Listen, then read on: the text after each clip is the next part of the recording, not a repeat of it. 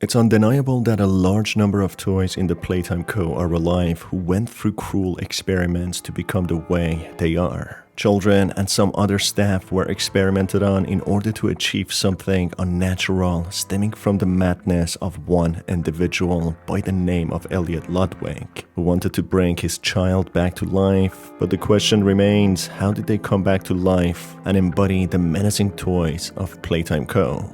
Hi folks, I'm R and welcome to the video. Make sure to send me your theories and ideas on Twitter so I can take a look at them and maybe put them up in the upcoming videos. This video will have spoilers. With that said, let's begin. It doesn't take long before the protagonist and us as players come to the terrifying conclusion that the toys within the Playtime Co. factory are alive and tend to be very hostile. The first chapter is experienced through the perspective of the unknown and mysterious protagonist who is chased by an overshadowing living doll known as Huggy Wuggy. Huggy, despite wearing a fluffy and soft skin, has a large mouth lined with sharp teeth and fangs. He salivates excessively as well, as if he's hungry, having a functional digestive system. In the second chapter, the protagonist faces Mummy Longlegs, who bleeds after being crushed. Screaming and shouting in pain while suffering a slow, inevitable death, Mummy's voice distorts and then subsequently is disabled as if her voice box was destroyed. Something that we'll get back to later. You can't do this to me!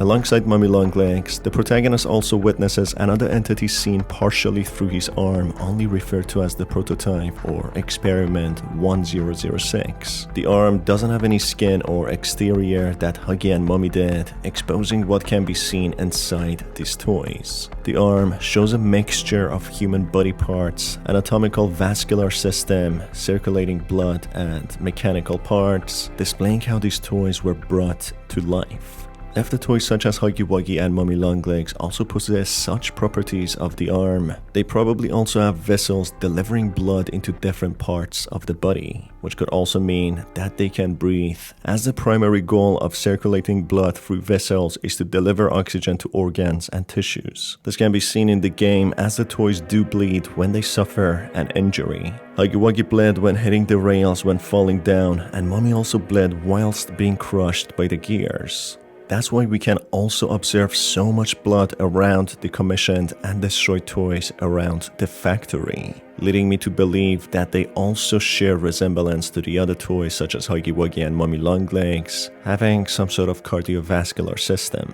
If the red fluid oozing out of the toys isn't blood, the second best theory is the poppy flower mixture Elliot Ludwig used in experiment 814 on a rat. However, it doesn't explain why the arm had blue vessels, which are a representation of veins taking back the oxygenated blood back to the heart. To break this down, blood needs to be oxygenated to deliver oxygen, and after the delivery, it needs to go back to be reoxygenated. But if the dolls run on a poppy mixture fluid, the magical properties of the flower would allow the dolls to function on their own, and it probably wouldn't work like blood, needing oxygen. Elliot Ludwig, the founder of Playtime Co., is described to be a divorced man who tragically lost a member of his close family, which despite his despair, he continued on with working in Playtime Co. and bringing new toys to the market. Something that can only be unveiled through inspecting his personal office is that Elliot was secretly experimenting with life and death in hopes of reviving a dead organism.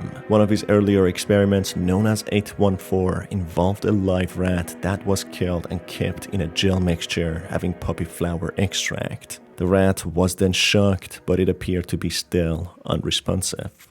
The note entailing this information goes on to explain that more experiments were to be carried out on larger organisms. I used to believe Elliot Ludwig wanted to make dolls super realistic and make them human-like after analyzing some dialogues. But after a short documentary about him and the Experiment 814 note, it led me to believe that his primary goal was to bring his dead family member back to life. As he was a divorced man, it's likely the close family that was talked about is no other than his child. That's when Elliot and his team started a program to help orphans get adopted. But the dark intention for this was not to actually help the orphans, but to use certain suitable candidates from them for his twisted experiments. Their suitability was examined by putting them through 3 initial tests disguised as games to analyze certain traits and behavior such as strength, agility, reaction, composure, and much more. These qualities seemingly play a major role in deciding who would show better results in the experimentations. The children were possibly killed and experimented on to see if they could be brought back to life, or maybe they used certain parts of their bodies to attach to mechanical parts covered inside toys in order to bring them back to life. Maybe they still didn't have the right technology to independently revive corpses and relied on other tools to keep them alive. For example, the brain of a child was used, but instead of the heart, they incorporated a mechanical part to push the blood around. That is why they decided to merge them with toys and cover the twisted experiments with fluffy exteriors. In a trailer for maintenance of dolls, a tool is pulled out of puppy doll while it's attached to gooey and bloody insides. The tool seems to be a voice box, especially as it seems to have a cord attached to it. This explains why Mommy's voice became distorted and eventually became disabled while being crushed. Her voice box, possibly placed in her lower part, got crushed as well, and her voice was distorted as a result. Therefore, the children were used as test subjects initially in order to find a way to bring Elliot Ludwig's child back to life. As the organization didn't have the right technology, they relied on using mechanical parts alongside other parts of human body, merging them together to create the abomination that they are now. They were all conditioned to obey the organization's demands, with Experiment 1170, Huggy Wuggy, becoming the optimal experiment result, being sufficiently intelligent and extremely obedient. Hence why he was used as a guard in the first chapter to intercept and stop any intruders. Mummy Longlegs, being Experiment 1222, was conditioned by using children as bait to make her become more obedient. However, one experiment known as 1006, the prototype, showed extreme resilience and did not want to be subjected to suppression and obedience. After many failed escape attempts, he finally managed to escape and even saved the other lives in the factory, with the other lives seemingly being the other experiments or dolls.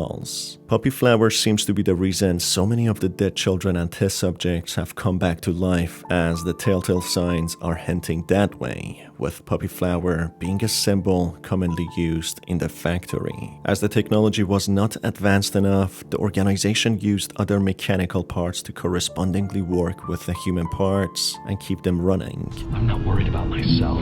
One breakthrough and I'll be back. We must forge onwards in the name of science, whether those who are beneath us understand it or not. Hence why the dolls are alive instead of corpses just coming back to life with no mechanical parts. The extent of cruelty of Playtime Co. is only showed to some degree, and it seems to go even deeper and be more twisted. We're only going to figure out more after Chapter 3 is released. Until then, we can only speculate and overanalyze small teeny-mini details. And that's it for today's video, folks. If you enjoyed it, stick around by hitting on the subscribe button and the notification bell. It's been your host Star, and I will see you on the next one.